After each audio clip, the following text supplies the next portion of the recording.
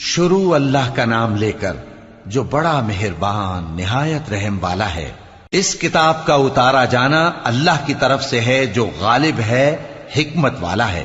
اے پیغمبر، ہم نے یہ کتاب تمہاری طرف سچائی کے ساتھ نازل کی ہے، تو اللہ کی عبادت کرو، یعنی اس کی عبادت کو شرک سے خالص کر کے۔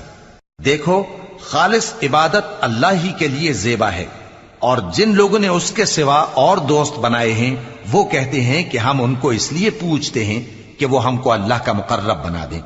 تو جن باتوں میں یہ اختلاف کرتے ہیں اللہ ان میں ان کا فیصلہ کر دے گا۔